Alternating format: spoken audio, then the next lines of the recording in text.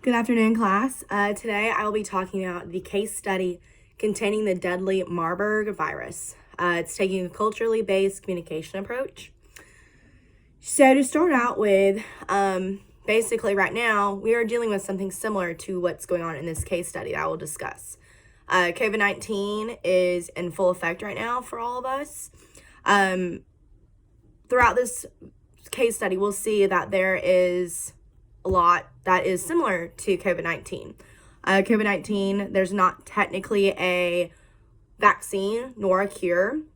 We are unsure on what has been going on. There's not a lot of communication that was in the beginning of COVID-19, which really digs in deep with this case study.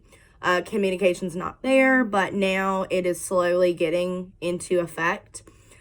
People are becoming very ill with COVID-19. Some, actually many people are passing due to COVID-19, which is very similar to the Marburg virus. To start off with talking about this case study, we see that a lot of families are not able to bury their family members as tradition as they do in this case study. The deceased are handled with a lot of loving care and respectful ways because of traditional beliefs. And due to this virus in this case study, that was taken away. Families were not allowed to maintain their rituals. They were feared that their loved ones weren't going to get the effect and love that they needed before they were buried and put to sleep. And a lot of protections due to this virus were not there. People were wanting to, go and see their loved ones and be with them. But due to this virus, a lot of hospitals and workers were not allowing for this to happen. We see that this disease was caused by a virus similar to COVID-19. And it was started out between a percentage of 24% and it was a high of 88% increase, which was in 2005, and where there were 429 people that had passed away. So that is, like I said, similar to COVID-19. This virus was transmitted through direct contact with human-to-human transmission exposure. It was through direct contact with a victim involving the exposure to blood, saliva, and other bodily fluids that were within a victim. And this came from the World Health Organization. So with this, you had to be quarantined basically for 21 days. Symptoms actually included fever, chills, headache, and becoming increasingly severe, and which caused many deaths in this case study. The source of the outbreak was in hospitals. 13 nurses, in addition to patients, died from the Marburg fever. Medical systems lacked basic necessities, and a lot of them abandoned their posts. Medical systems lacked basic equipment and trained staff members, which was also something that affected the family members when they had someone that was ill or sick. Families arrived to take a look at their sick or deadly family members, and they would actually hide them in their homes because they wanted to be able to continue their tradition at their burial or their memorial. This actually put a lot of people in risk for this virus because they were being still in contact with those ill family members or loved ones. There were a lot of rumors that were happening during this case study.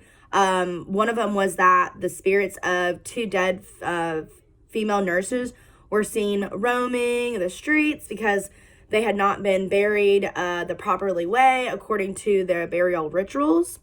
And another one was that the hospital directors bought the virus to intentionally kill patients, which would bring about magical powers, which obviously those are rumors.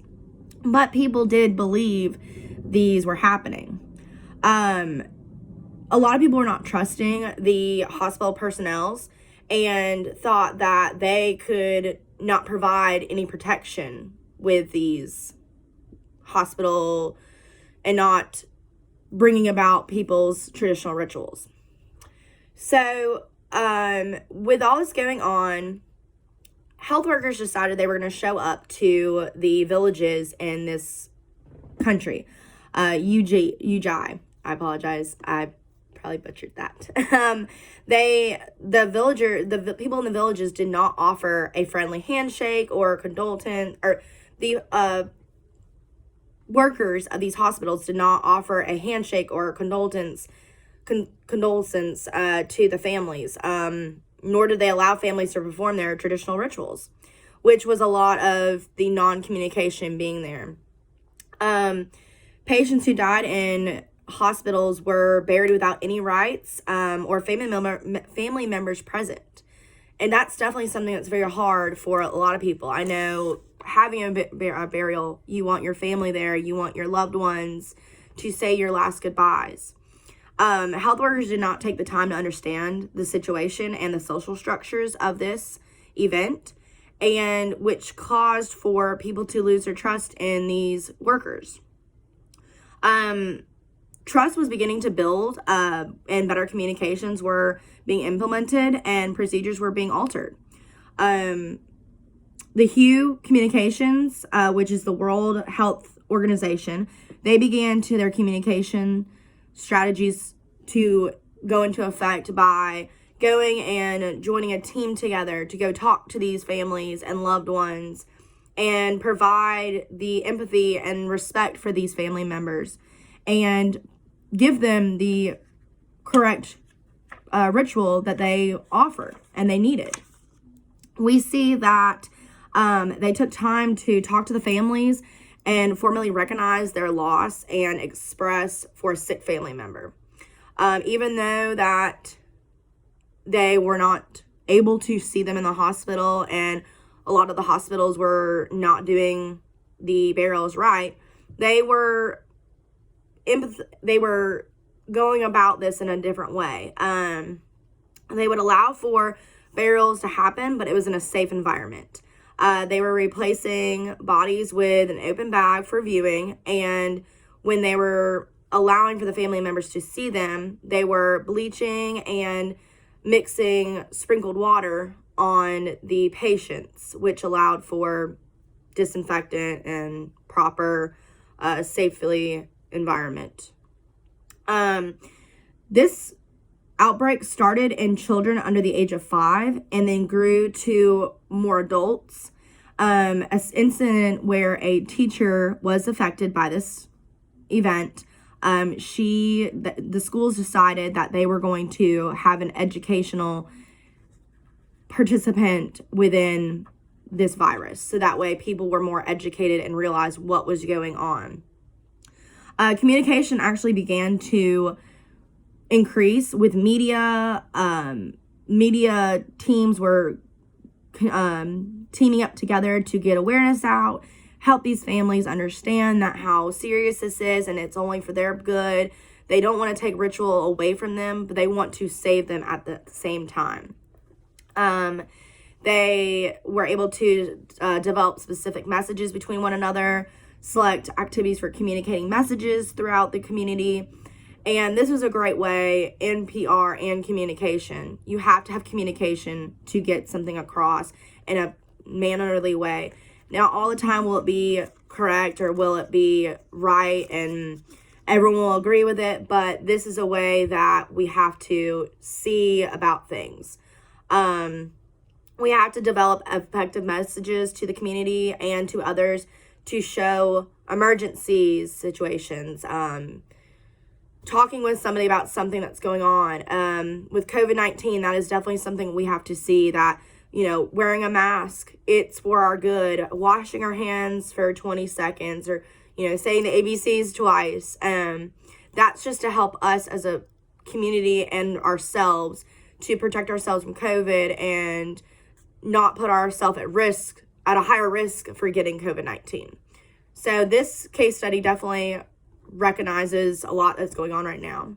And thank you for tuning in.